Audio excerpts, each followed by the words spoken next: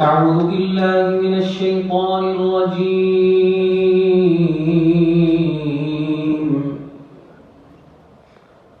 وقال الذين كفروا لا تسمعوا لهذا القرآن والغوا فيه لعلكم تغلبون. فلنذيقن الذين كفروا عذابا شديدا ولنجزينهم أسوأ الذي كانوا يعملون. ذلك جزاء أعداء الله النار لهم فيها دار الخلد جزاء بما كانوا بآياتنا يجحدون.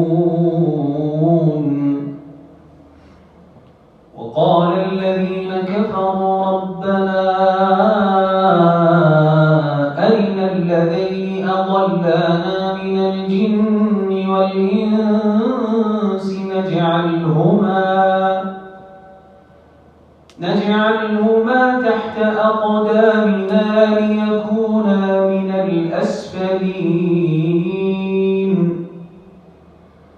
إن الذين قالوا ربنا الله ثم استقاموا تتنزل عليهم الملائكة ألا تخافوا ولا تحزنوا وأبشروا بالجنة التي كنتم توعدون. نحن أولياؤكم في الحياة الدنيا وفي الآخرة ولكم فيها ما تشتهي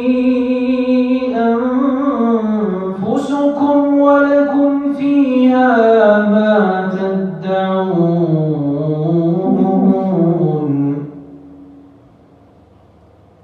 نزلا من غفور رحيم.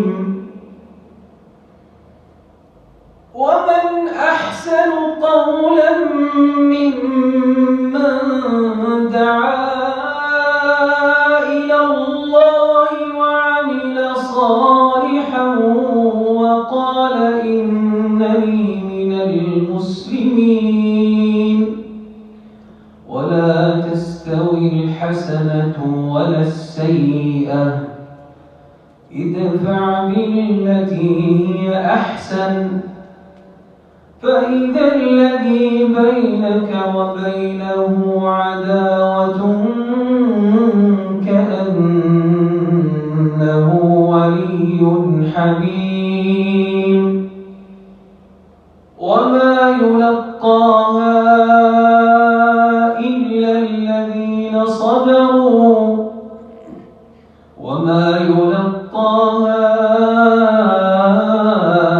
إلا ذو حظ عظيم.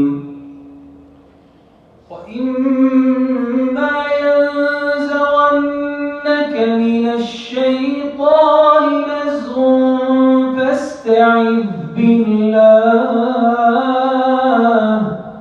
إنه هو السميع العليم.